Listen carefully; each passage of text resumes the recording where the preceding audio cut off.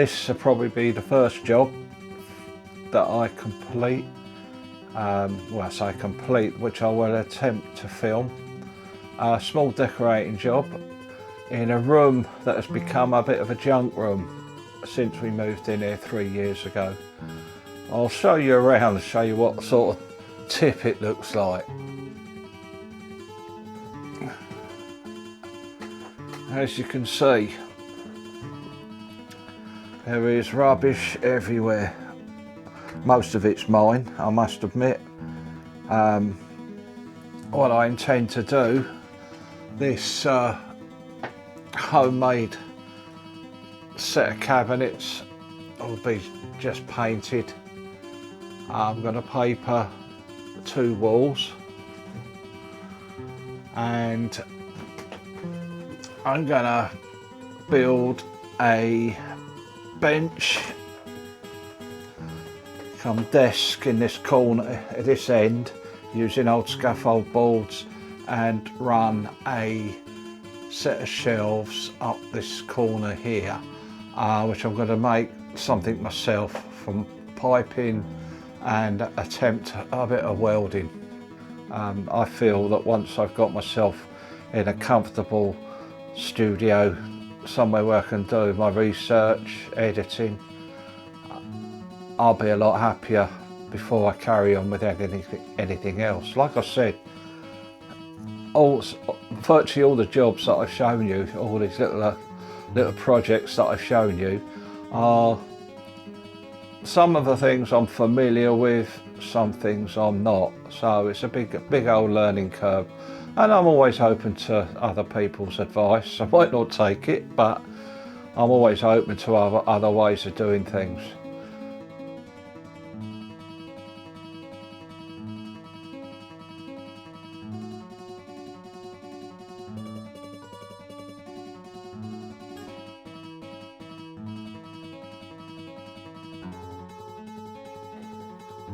Away. What would Harry Potter do? Disappear 'em.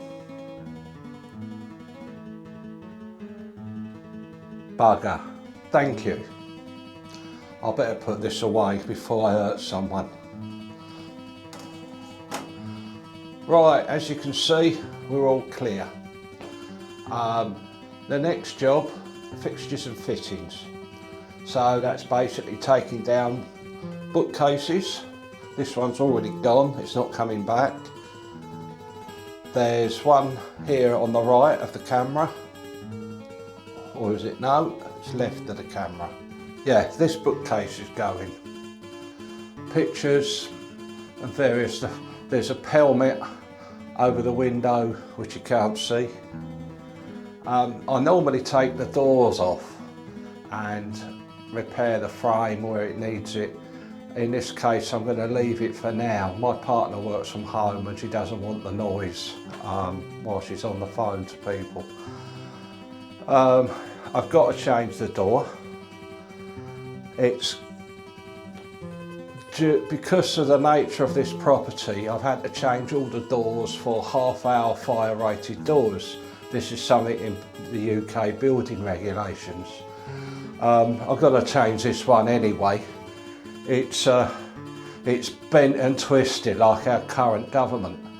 So that's going, and I've got something to match the doors we got upstairs, and also I've got to replace doors to the kitchen and to the dining area. So my next job now is to dismantle and chuck out some of the stuff that I need to get out of my way. The carpet's got to come up because I haven't decided what I'm going to do with the floor yet. But let's see how we get on. And off we go.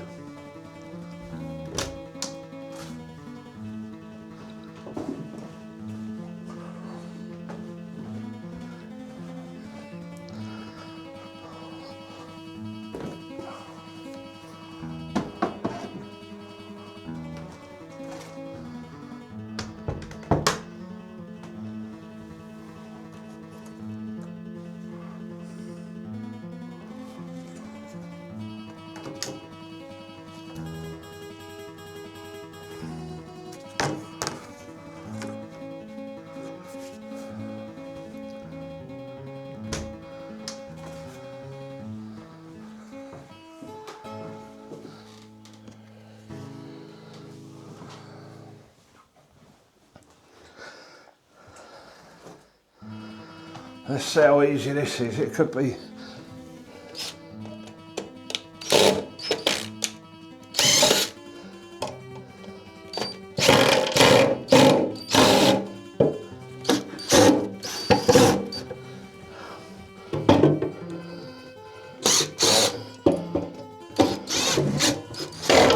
Well, that was easy enough. Now what am I going to do with it? I might utilise that in the shed.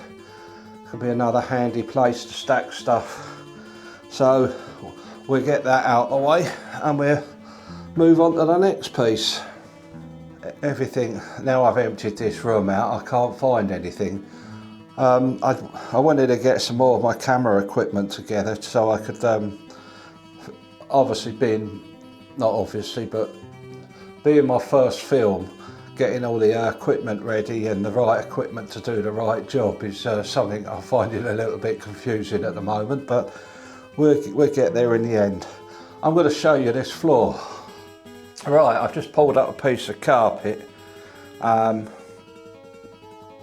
It looks like it's on top of a wooden floor, but it looks like there's lino down. Now I'm quite happy to keep that. It depends how damaged it is from the carpet. By the time I lift the grippers up, I'll show you now. I pulled up the carpet and I've got this lino at the underneath. I think the best thing for me to do to see how damaged it is, for me to see how damaged it is to basically get the rest of the carpet up and remove all the carpet grippers. So bear with me.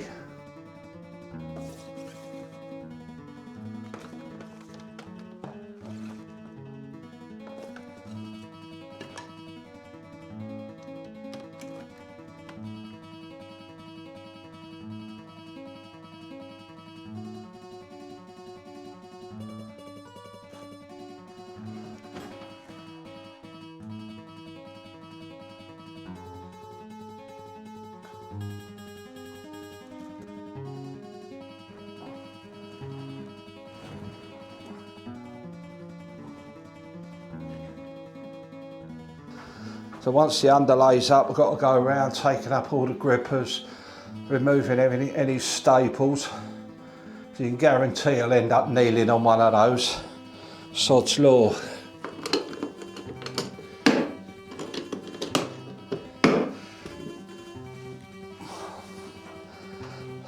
Once again, I'll cut it and make it more manageable. Now this bit's already cut, so that can go straight out the window. Yeah, plenty of staples. And it's, I'm starting to see the nature of the beast here. These tiles, they're actually vinyl tiles. There's not actually lino. There's joints in between them also. I think this floor's had it. It's all worn here. Let's see what it's like when I clean it up.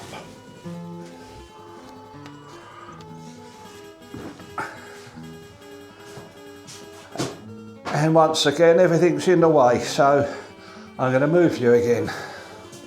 I'll get the rest of this stuff up, have a clean up, and then we'll have a look at this floor. I don't think it's going to work out for us somehow. Taken all the old picture hooks off, cleared everything ready for the next final piece of preparation.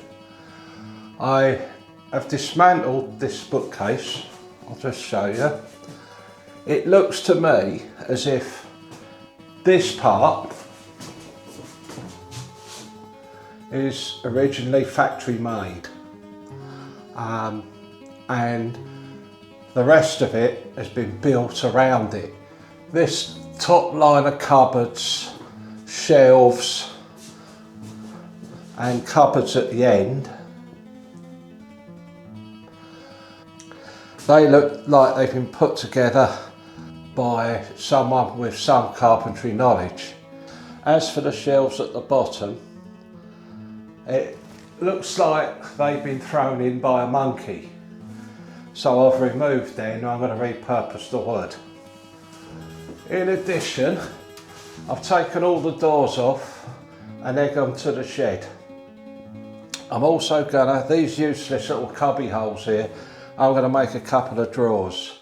So I've got plenty of materials from what's left over from this shelf, so I'm gonna make a couple of drawers to go in here.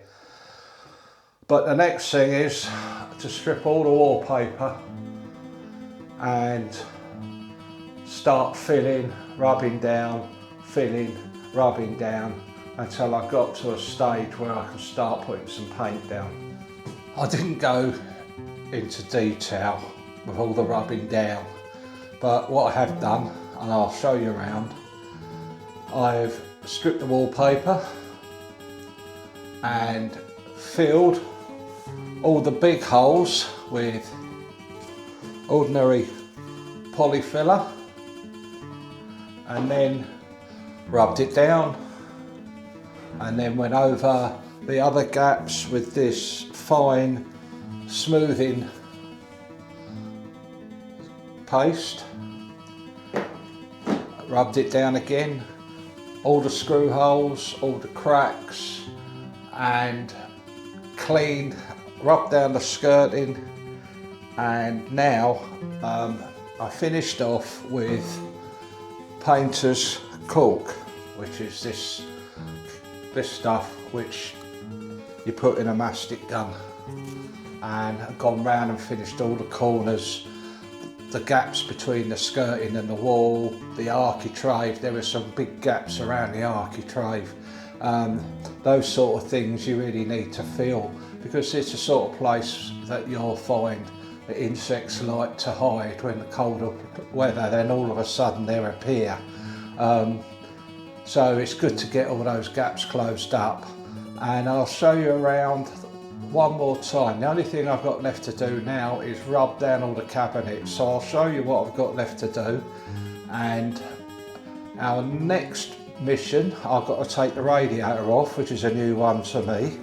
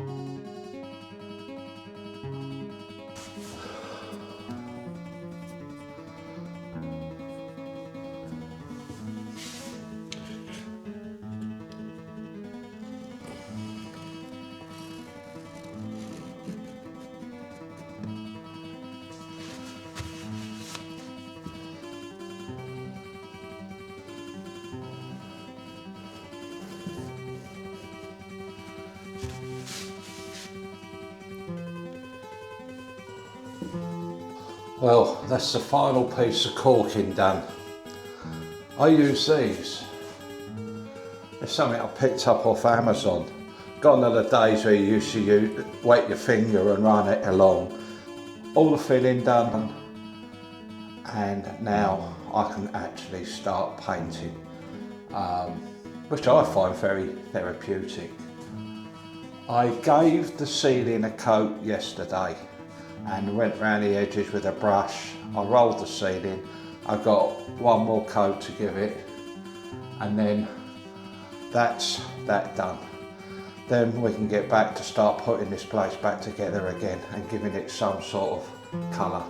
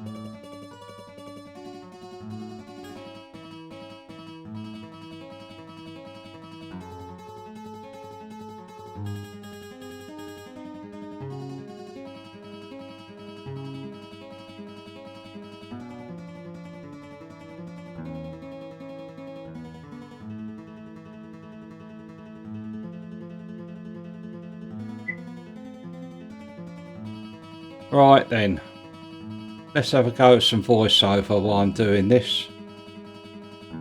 Right, let's get a door. Now these doors are fire doors and they weigh a ton compared to the last ones I bought. So God knows what's inside these. Now the first thing is best to make sure that the door edge with the hinge side is dead straight, and it is quite important that the door frame which are going to take the hinges is dead straight as well, because obviously if your hinges are not in one straight line you're going to get creaking and binding. So what I normally do is I make sure that my hinge side, in this particular case it's on the left, I make sure that's nice and straight, and then I'll shoot the door in top. I've already cut the door to length, but I do need to shoot the top of the door in because the head of the door frame is out, and then I'll shoot in the handle edge, the right hand side. Now I use an electric planer to take off most of the meat, and then I finish off with a hand planer.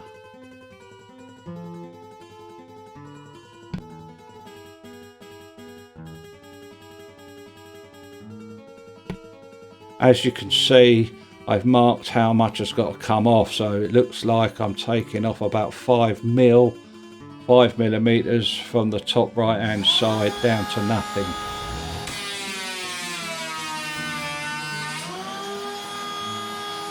Having an electric planer certainly takes out a lot of work, but you'll notice here where I stop with the planer it'll leave a ridge there. There's one ridge there, look, and then the next ridge there. So with this particular door, that edge needs to be shot in top and bottom. And now I smooth it off with a hand smoothing plane, which will take those ridges out.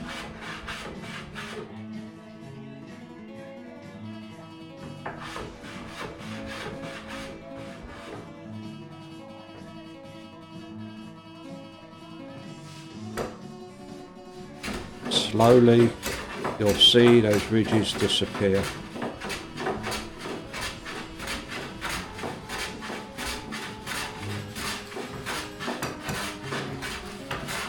Now with a door of this weight, you certainly want to make sure you're not going to be trying it in the frame or putting it in the hole, as we say, too many times. It's never something I enjoyed when I was younger. Certainly don't enjoy it now, especially when you're working on a construction site and you're hanging these doors all day long, every day.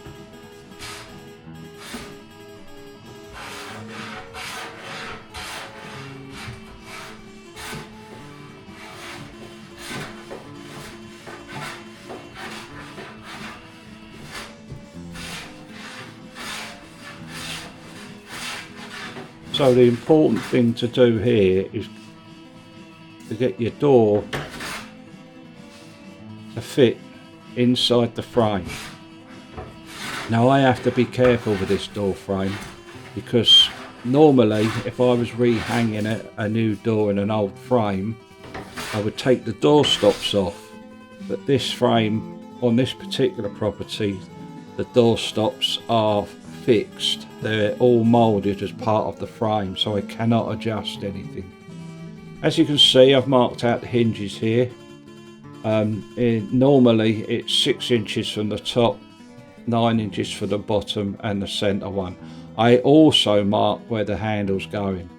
It has been known for people to chop in their hinges and then without thinking, carry on and start drilling out their door frame, their door handles, and then work out that they've done it on the same side as the hinges. Right, here, thickness, I use the leaf on the hinge, that part I put on the door.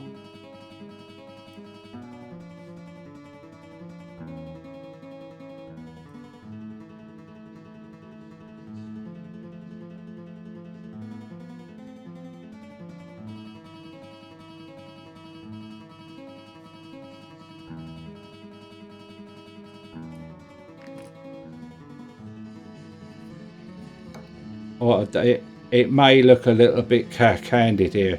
I've seen guys on site, they'll just cut round the hinge with a knife. I still prefer to use a marking gauge. I look a little bit cack-handed there because I'm trying to do it so the camera can see what I'm doing.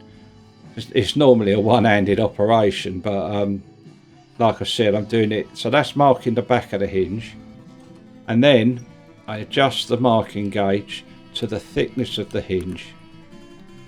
This is for two reasons. One is to get the correct depth of the hinge,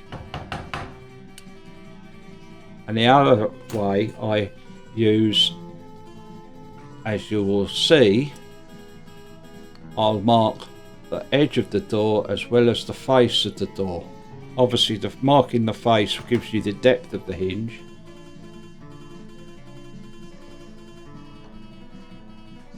But marking the edge like that, what I do is when you've marked the edge and the face of the door, that little piece there you could normally break out, and it gives you a guide for when you're chopping your hinges, so you're not going to chop too deep. Like I said, it's a bit awkward because I'm doing it so the camera can see what I'm actually doing. And sometimes you can run a blade along this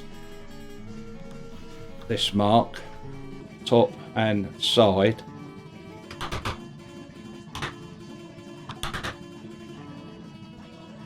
So I'm cutting my ends first, and now I'm going to chop out my little edge. Sometimes you don't need to do this, it'll just break away. Now I've got myself a ledge and a guide for the depth of my hinge.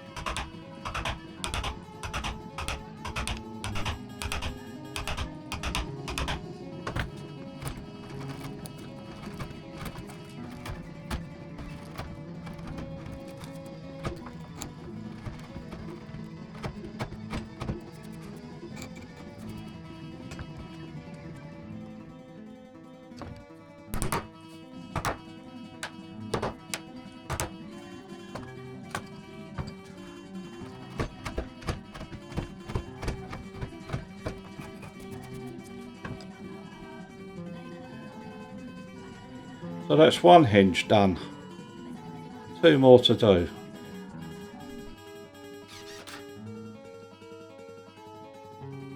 Obviously didn't want to go through that process again.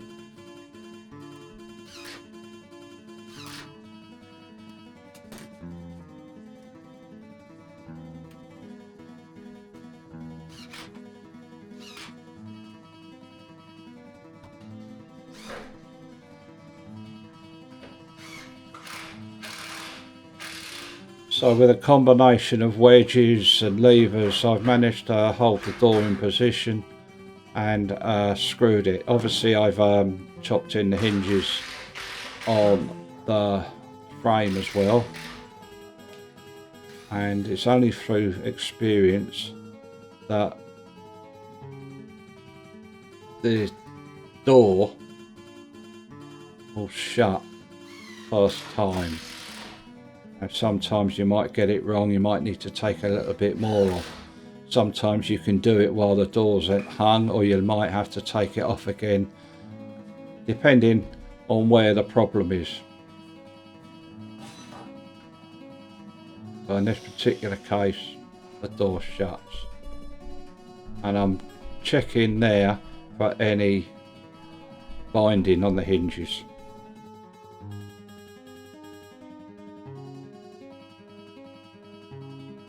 Now we find ourselves out in the garden, and I'm cutting the finger plates. The whole reason why I'm going for this is because the back boxes on the light switches and the plug sockets are very shallow, and the type of fittings that I've got are quite deep. So I've had to use, so I'm using these finger plates to push the whole electrical parts away from the wall more, so I've got a little bit more space. I'm just making them out of MDF and copying the same dimensions as the shop bought ones. Now, back in the day, the light switches would have been mounted on a wooden box anyway, before the cables were buried in walls. There you go, that's the plastic ones you can purchase. Now just cutting them to length. I need a pair for 2 electrical sockets and 1 for the light switch.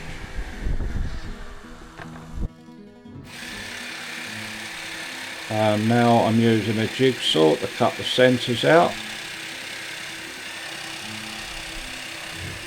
I really don't know why I've filmed all of this, because there's not a lot to see. Live and learn.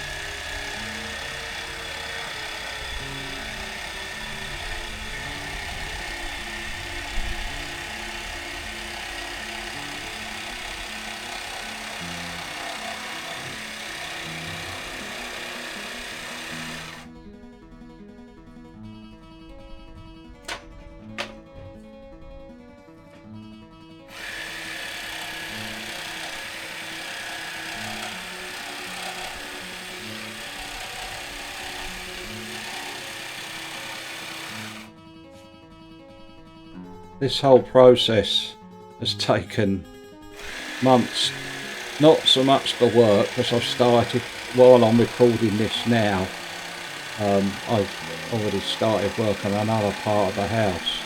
But I've noticed that when I started the project, I was clean shaven, and as you'll see at the end, I've now got a beard, and now it's the middle of summer. Right, got my little block plane out now, and I'm just going to put a chamfer all the way around my finger plates. The chamfer's basically just taking the sharp edge corner off of the face.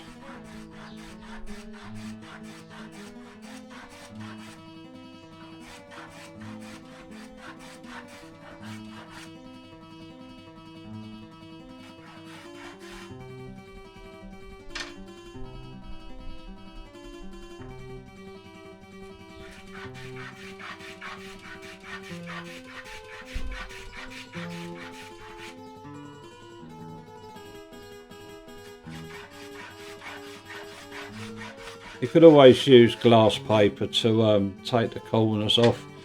You get more of a rounded edge, as opposed to the block plane.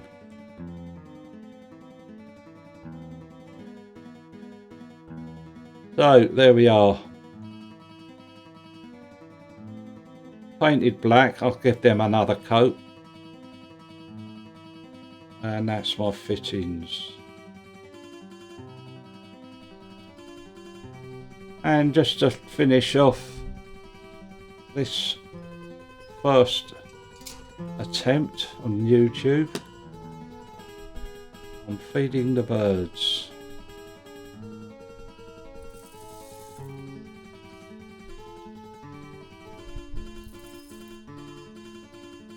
The finale to this project will be pretty soon because I've already put it together. I've just got to do a final bit of editing, but I'm really looking forward to doing many jobs that I've got lined up in my garage.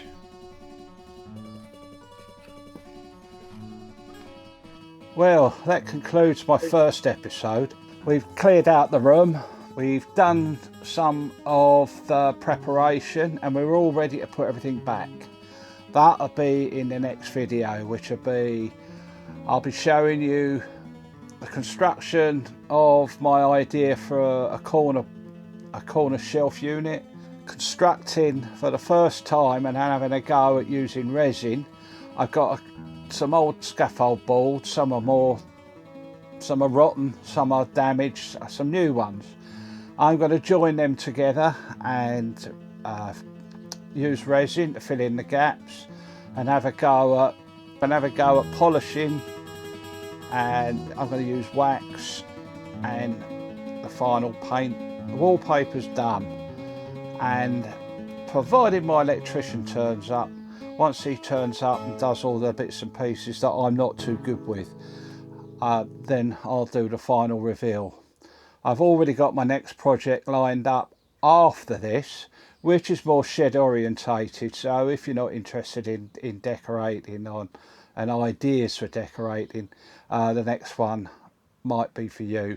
So if you think you're going to like my future content, please like and subscribe. It does help, and it does give you a little bit of inspiration. This filmmaking is a new thing for me. Talking into a camera like I am is a new thing for me as well. This is something that I've been told that it becomes almost not natural, but you get more and more comfortable with it. Anyway, thanks a lot for watching, and I do hope you can tune in next time. Thank you.